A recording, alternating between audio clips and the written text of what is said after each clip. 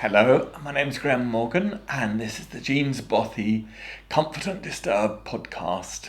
Jeans Bothy is a mental health and wellbeing hub in Helensburgh, in Argyll. And today I have Kath with us again, which is wonderful.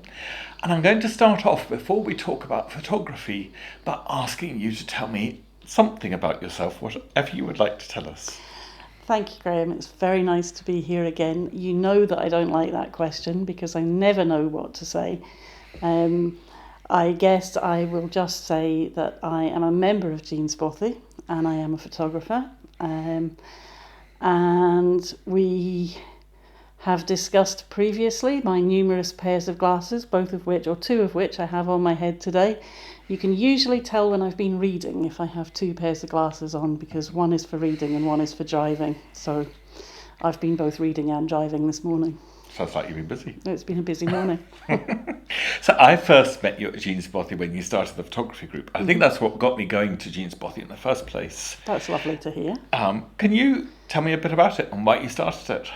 Yeah, sure. I had actually first approached Katrina, our development manager, with a view to offering some photography classes to members of the Bothy. I wasn't necessarily looking to be paid for it, but Katrina was quite keen that if she could find funding for it, she would do. And she was busy investigating all of that when COVID hit. She phoned me up and said, how did I feel about doing it as an online thing? She'd secured funding for 10 weeks worth of classes. And we had to amend what we'd originally planned to do slightly so that we could do it online. And we would meet by Zoom.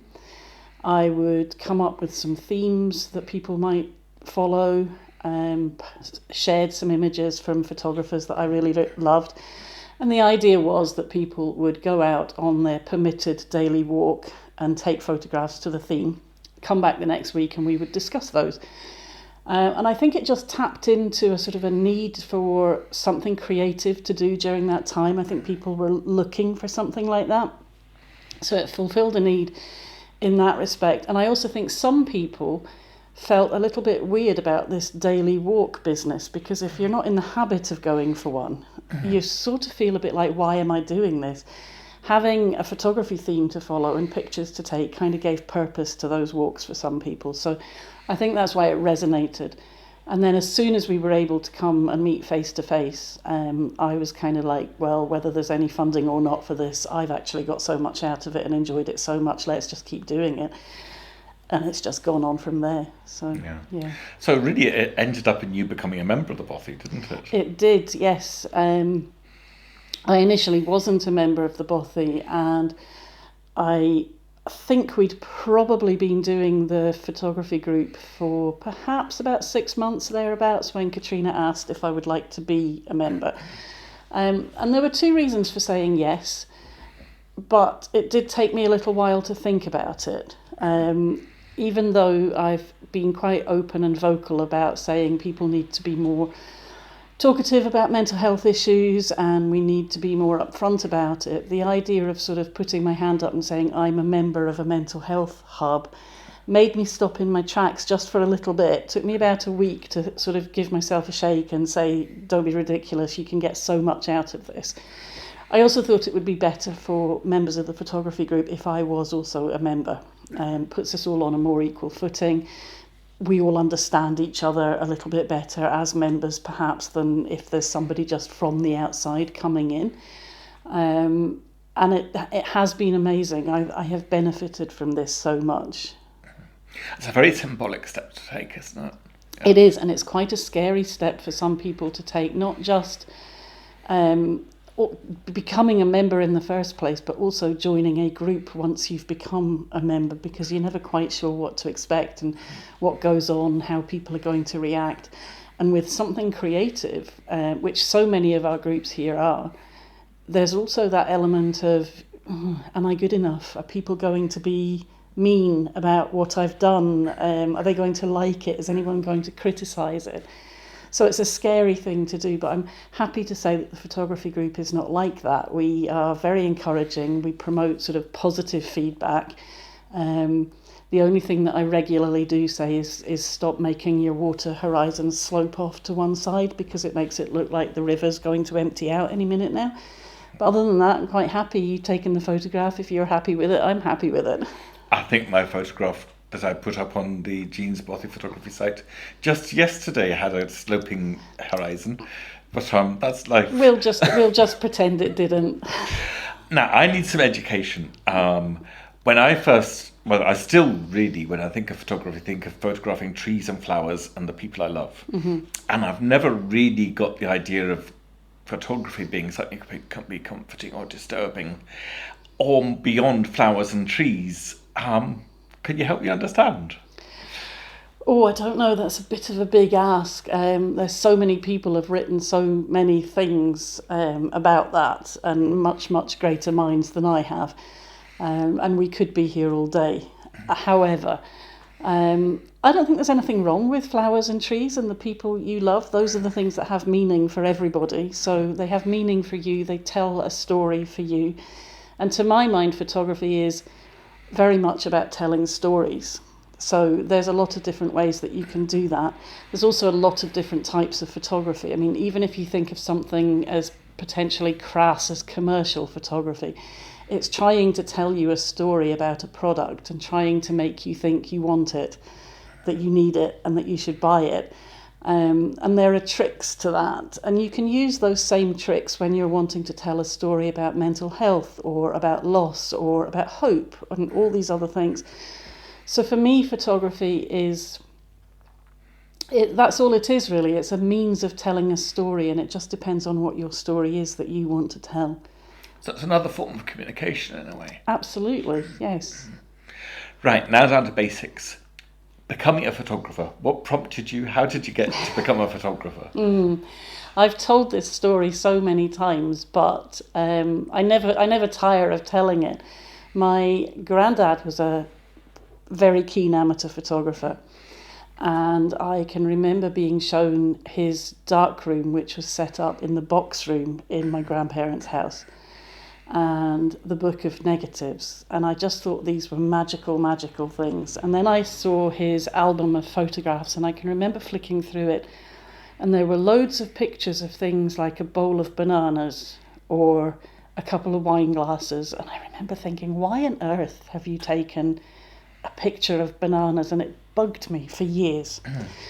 And then later, my dad had a camera, Kodak Retinette B, and it was the most glorious piece of kit. It just had levers and clicky things and whizzy things and whirry things, and I wasn't allowed to touch it.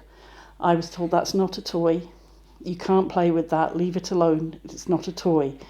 And it's a quirk of my nature, I suppose, but as soon as somebody says you can't do something, that's all I want to do. I have no interest in anything else. I just wanted to play with this camera. And I nagged, and I think it might have been about my 8th or 9th birthday, I was given a Kodak Instamatic camera. I don't know if you remember them. They were about, 4 inches or so, and they had little plastic cube flashlight things on the top, which were just glorious. They had a cartridge for the film that you put in, and they made square prints, and I just was like in heaven with this thing because it was all mine and I was allowed to play with it. And I kept up that, taking photographs and snaps and things when I was a kid. It kind of got put to the side a little bit until I went to college in Edinburgh, in Napier, and I did a publishing course. Hated 90% of it, but there was one photography unit that we did, and I was given an SLR, not a digital one, a 35mm film camera, told to go and take photographs for a magazine, and then come back to the darkroom and develop them. And I just had the best time in the darkroom. Why I didn't leave that course and go on and do photography, I don't know, but life is a bit like that sometimes.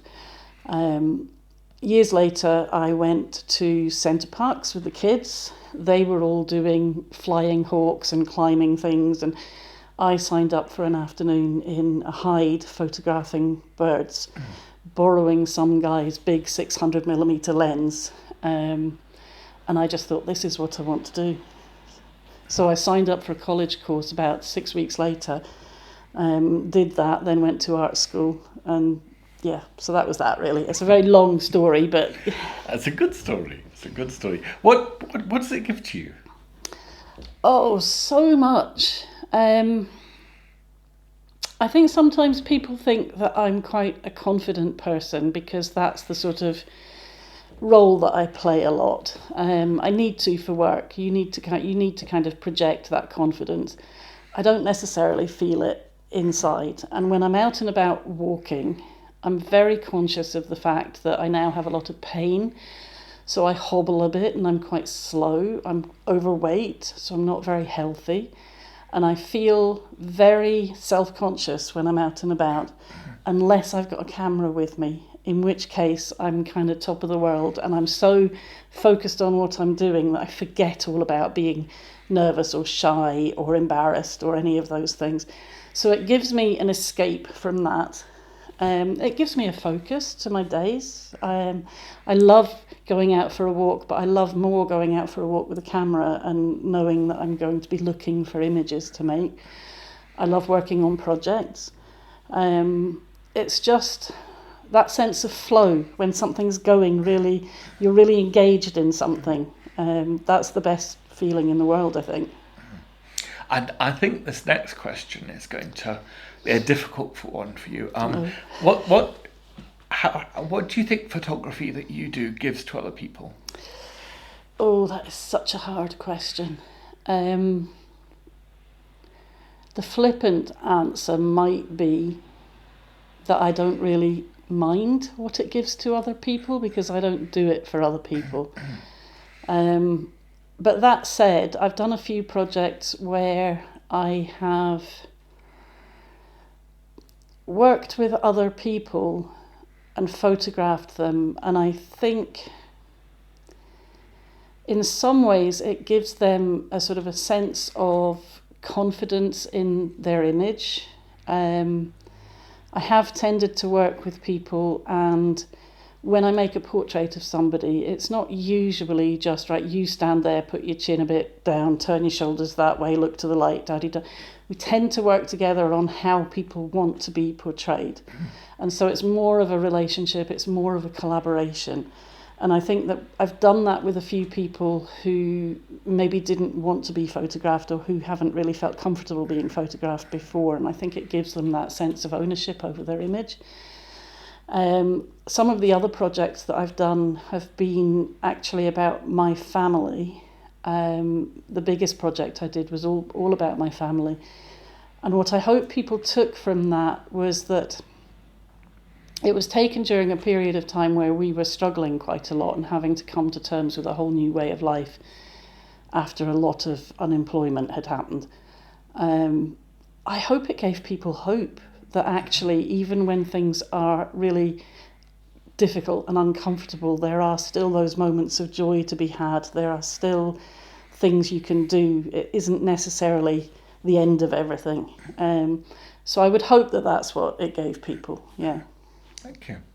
And going back a few years now, I remember our very first exhibition that you helped us organise. For me, that was hugely exciting because you'd got a bunch of people who knew nothing whatsoever about photography together.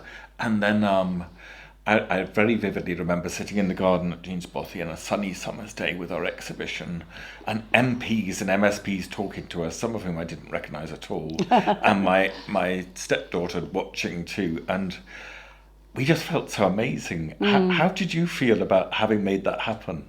It was absolutely brilliant. It was so good. I remember the day I told you all that I wanted us to have an exhibition, and I can't remember how many people were sitting around this table, but the look on your faces was sort of, us? I don't think so. And I knew that you could do it. And it just needed a little bit of prompting and guiding and a little bit of, no, you can't like run away and not do this. We are going to sit and talk about it and do it. And you all worked so hard and you all worked so well together. And I think there's something really special about seeing your work up on the wall, seeing it coming off a phone or off a computer and in a print and up on the wall like that. And for so many important people including all of our members here and their families, to come along and see your work and to appreciate it. I was thrilled for you all. I really was. I'm so proud. We loved it. It was really good. It was really exciting. We need to do more of those. We do. Well, which brings me next to the Mental Health and Arts Festival. Yeah. You've done some amazing things there, and all the themes really have been on the theme of comfort and disturb. There's been revolution. I can't remember the other one. Can you take us through it? Because those exhibitions have been occasions of joy, but they have also challenged a lot of things. They have. I think you have to remember that we are people with mental health issues, and we're working with people with mental health issues. And if you're going to tackle a subject like last year's theme was comfort and disturb, you can't ignore the disturb side of it. So you have to be really careful about how you tackle it and how you approach it. You're right, the first one was revolution. And I think we had, I can't remember how many people came to see that exhibition, but it was quite a lot. It was a lot. It was very busy. And I think that for some people who maybe hadn't been part of our first exhibition, it will have been their first time exhibiting their own work. And that was in the Submarine Centre. So that was quite a daunting thing in itself, because it took it out of the Bothy. And we were tackling some quite difficult things. People made individual projects. We had one project, that year we all had an individual project, and we kind of put it together in a digital display. And themes ranged from, sort of feeling like you didn't have power because you were a woman, or because you felt that in other people ignoring environmental issues were having an effect on you. I can't even remember all of the work that we did, but I think mine was on the sort of the idea of the mental health crisis and the economic crisis being cost of living were very much tied together. And I think we sort of took, again, it sort of takes that comfort and disturb thing.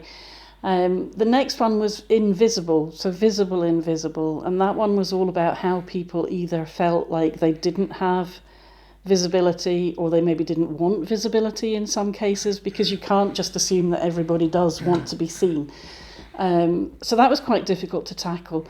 And the one thing I've learned through all of these is it's really important to have those conversations with the members to make sure that everybody feels they're being heard, that they're having their thoughts and opinions and feelings taken care of as much as that. It's not even about giving people a voice. We all have a voice, but it's giving people the opportunity to have that voice heard, I think, which is why that festival is so important.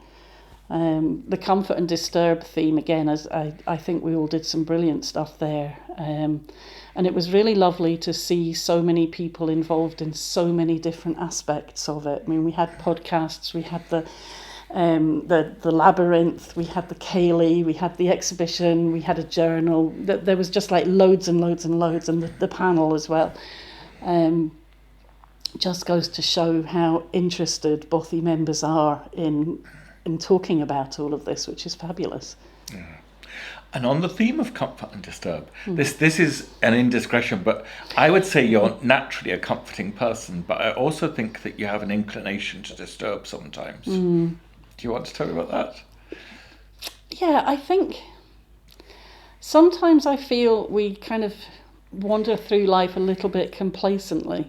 We talked about this in the photography group yesterday, actually. We were talking about how people don't necessarily see the things that they don't want to see. One of our members was talking about a really grotty alleyway or close in Glasgow, and she said, I don't understand how people just walk past it every day and don't notice it. And we discussed that people quite often tend to close their eyes to things that they don't really want to see. And somebody else mentioned like litter. We tend to just not see it. I quite like trying to make people see it. And that's sometimes not very comforting for them. I quite like... Somebody asked me if I was interested in doing a calendar for Helensburgh one time, and I was like, well, there are plenty of people who take beautiful photographs of this area.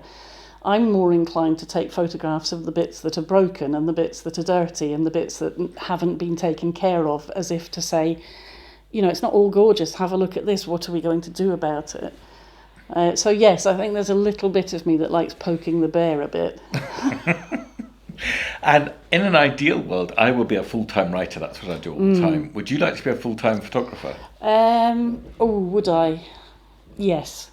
That's an unequivocal yes. I would absolutely love to be a full-time photographer. I have two sort of aspects to my photography, possibly even three aspects. I do run a small commercial business doing product photography, food and product photography, and some portraiture. That kind of provides funding for me to do other projects that I really enjoy. I do work with the Bothy, and then I have my own sort of personal practice as well. There just aren't enough hours in the day, and if I didn't have to do a job to pay the mortgage, if I could just be a photographer, that would be fantastic. Thank you. And someone comes into the Bothy, they've got their phone camera, they want to send a message to the world, a sort of change the world message. Can we all do these things? What would you say to that person walking through the door? Absolutely, yes. You might have to think about the scale of your message and who's going to see it, but there's nothing to stop you. We can all use our phones to make images, to tell stories, and then put them out there. I think you maybe have to start relatively small and change one or two people's minds and get them on board with you, and then get that message out there, but there's no reason not to start that process. Thank you so much. And do you have any projects on the go at the moment, or anyone's planned? Well, as you know, we are thinking about what we might do for the Scottish Mental Health Art Festival here at the Bothy. I've just recently started a course, and I'm looking to do a project with Bothy members that may or may not tie in with the Scottish Mental Health Arts Festival, but which is based around conversations over dinner. So that will end up being a project. I am working on an ongoing project of documenting food memories, which are a series of still life photographs. So far it's been my food memories, but after some conversations we had yesterday, I'm thinking it would be really nice to actually involve some other people in that and photograph some of their food memories. So I may be speaking to you about Arctic roll. So there's that, and I have also started, it's slightly stalled just because of other people's commitments, but I am doing a sort of portrait project of people who volunteer, because I think that so much work goes on in Helensburgh and Lomond that's done by volunteers, and I think that they deserve some recognition for that. And I would like to sort of commemorate them and their work with this project. So that and several others that are a bit vague at the moment, but they'll get there. Thank you so much. That has been absolutely wonderful. What an honour to hear about all those things. It's been really, really interesting. Thank you very much. Thank you so much, Kath. That was the Jean's Bothy Comfort and Disturb podcast about photography. And that's us at the end of it. Do tune in next time for our next podcast. Thank you so much.